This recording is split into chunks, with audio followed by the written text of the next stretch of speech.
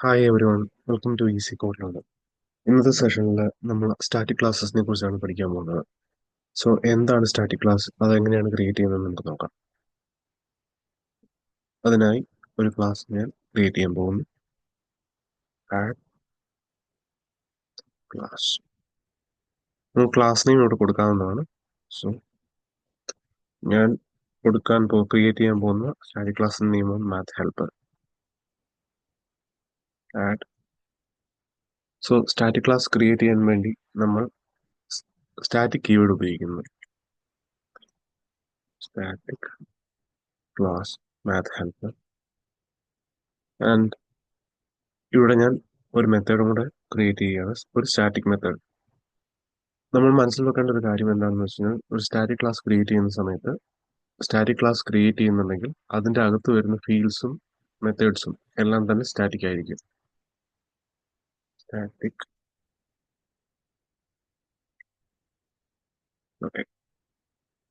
ഇതിനു മുന്നേ ഞാൻ ഒരു നോർമൽ മെത്തേഡ് ഇവിടെ കൊടുക്കാൻ പോവുകയാണ്. പബ്ലിക്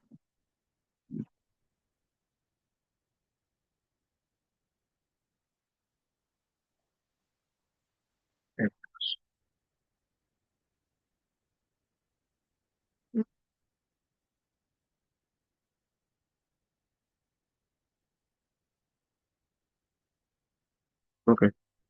സോ നമ്മൾ ഇവിടെ നോൺ സ്റ്റാറ്റിക് ആയിട്ടുള്ളൊരു മെത്തേഡ് കൊടുത്തു. ബട്ട് നമുക്കിവിടെ എറർ വരുന്നുണ്ട്. കാരണം നമുക്ക് നോക്കുകയാണെന്നുണ്ടെങ്കിൽ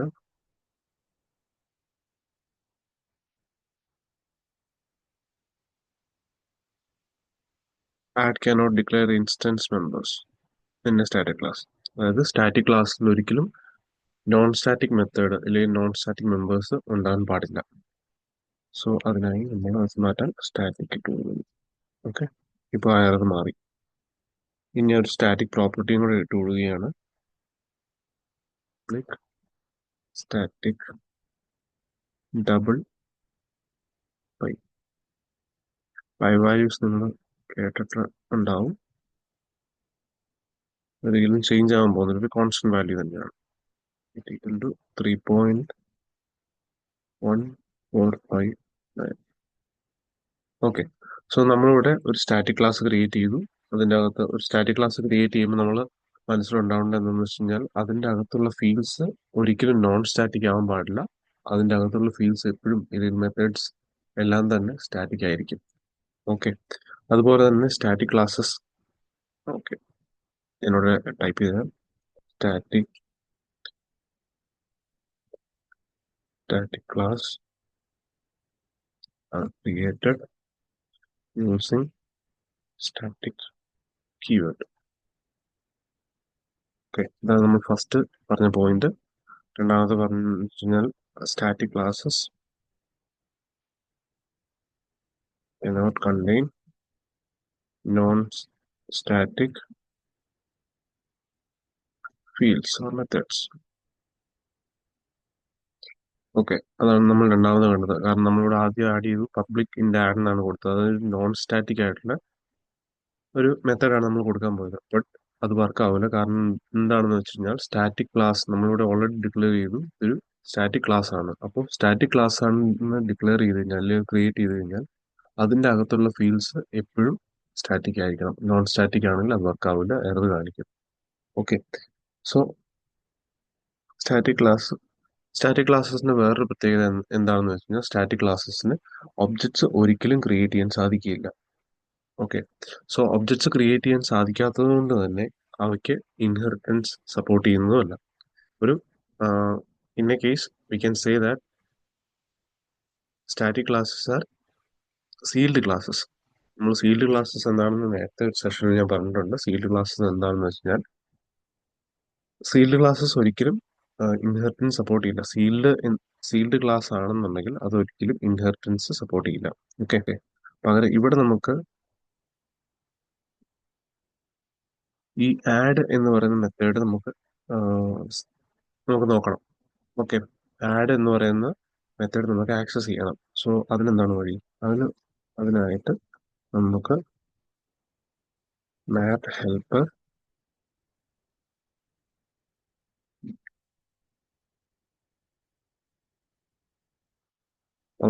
നമുക്ക് ആദ്യം ഇൻസ്റ്റൻസ് ഉള്ള രീതിയിൽ തന്നെ നോക്കാം എന്താ വരുന്നതെന്ന്. Math helper.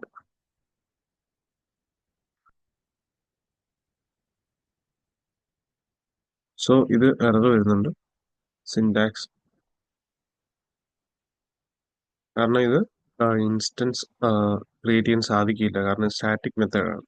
അതിന് പകരം math helper helper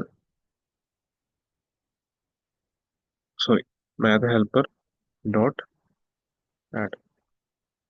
okay,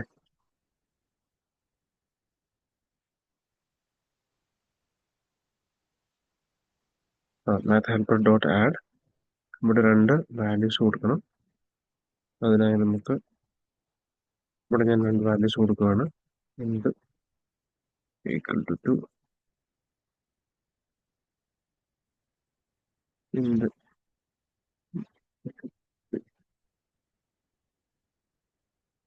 okay, so ഇവിടെ എ ബി.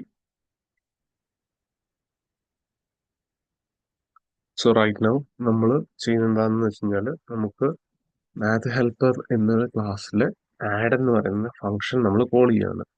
സോ നമ്മൾ സാധാരണ ഇൻസ്റ്റൻസ് ക്രിയേറ്റ് ചെയ്യണമെന്നുണ്ടെങ്കിൽ അതൊരു നോൺ സ്റ്റാറ്റിക് ആയിട്ടുള്ള, അല്ലെങ്കിൽ സ്റ്റാറ്റിക് അല്ലാത്ത ഒരു ക്ലാസ്സിലാണ് ഇൻസ്റ്റൻസ് ക്രിയേറ്റ് ചെയ്യാൻ സാധിക്കുക. അതിന് ഇൻസ്റ്റൻസ് ക്ലാസ്സസ് എന്ന് പറയും. അത് നമ്മൾ പിന്നെ പഠിക്കുന്നതായിരിക്കും.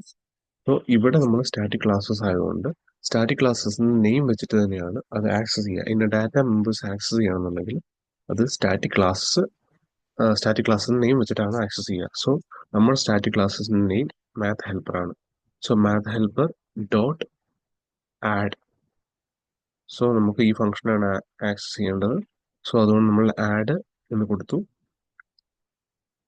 അങ്ങനെ നമ്മൾ രണ്ട് വാല്യൂസ് പാസ് ചെയ്തു. ഓക്കെ, നമുക്കിനി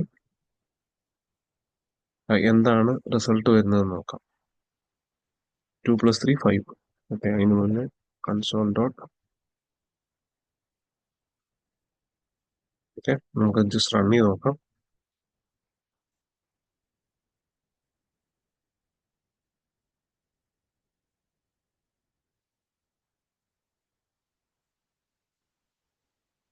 okay, the output will be 5. Okay, oh sorry, നമ്മളിവിടെ റിട്ടേൺ ചെയ്തിട്ടില്ല. കൺസോൾ ഡോട്ട് റൈറ്റ് ലൈൻ കൊടുത്തിട്ടില്ല.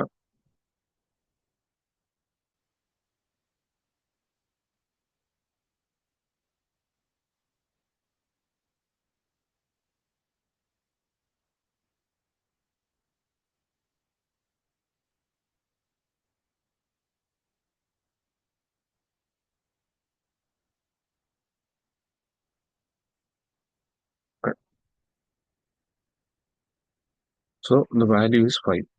നമുക്ക് ഇതിന്റെ ഫ്ലോ നമുക്ക് വേണമെങ്കിൽ മനസ്സിലാവണമെങ്കിൽ ഞാൻ ഒന്നുകൂടെ കാണിച്ചു തരാം. സോ നമ്മൾ ആദ്യം ഇന്ത്യ എ ബി ഇതിന് വാല്യൂസ് ഇട്ട് കൊടുത്തു. അതിന് മുന്നേ നമ്മൾ സ്റ്റാറ്റിക് ക്ലാസ് ക്രിയേറ്റ് ചെയ്തു.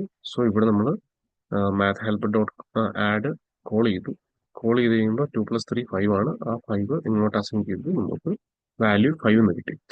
സോ സ്റ്റാറ്റിക് ക്ലാസ്സസ് ക്രിയേറ്റ് ചെയ്യാൻ വേണ്ടിയിട്ട് നമ്മൾ ചെയ്യേണ്ട കാര്യങ്ങൾ നമുക്ക് മനസ്സിലായി എന്തൊക്കെയാണെന്നുള്ളത്.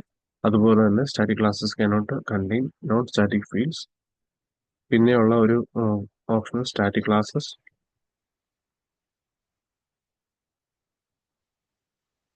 Since static class.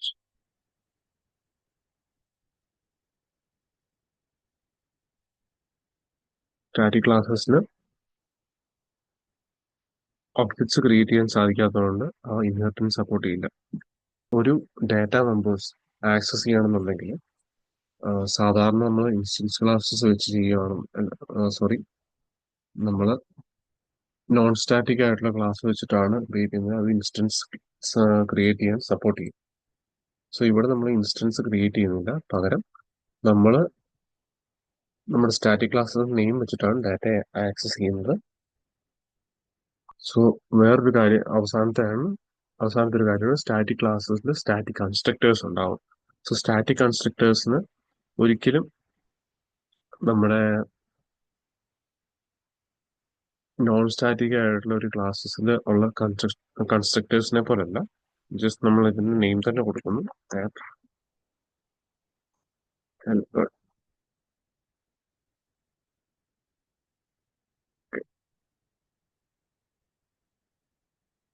ഓ sorry, static math helper. So ഇത് കൺസ്ട്രക്ടേഴ്സ്, സ്റ്റാറ്റിക് കൺസ്ട്രക്ടേഴ്സ്. ഇത് ഒരു തവണ എക്സിക്യൂട്ട് ആവുകയുള്ളൂ. ഓക്കെ.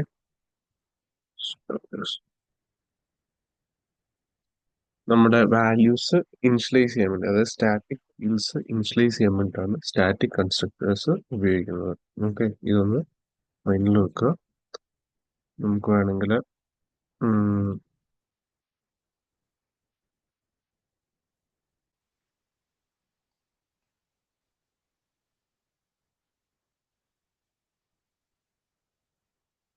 ഓക്കെ. സോ ഇത്രയേ ഉള്ളൂ സ്റ്റാറ്റിക് ഫീൽഡ്സ് അല്ലെങ്കിൽ സ്റ്റാറ്റിക് ക്ലാസ്സസിനെ കുറിച്ച് പറയാൻ. സോ നമ്മൾ എങ്ങനെയാണ് സ്റ്റാറ്റിക് ക്ലാസ്സസ് ക്രിയേറ്റ് ചെയ്യുന്നതെന്ന് കണ്ടു. സ്റ്റാറ്റിക് ക്ലാസ്സസ് എങ്ങനെ ആക്സസ് ചെയ്യാമെന്ന് കണ്ടു. Static classes cannot contain non static fields. ഒരു നോൺ സ്റ്റാറ്റിക് ആയിട്ടുള്ള ക്ലാസ്സിൽ സ്റ്റാറ്റിക് ഫീൽഡ്സ് നമുക്ക് ആക്സസ് ചെയ്യാൻ പറ്റും. സോറി, ഡിക്ലെയർ ചെയ്യാൻ സാധിക്കും. Okay. So that's all about static classes.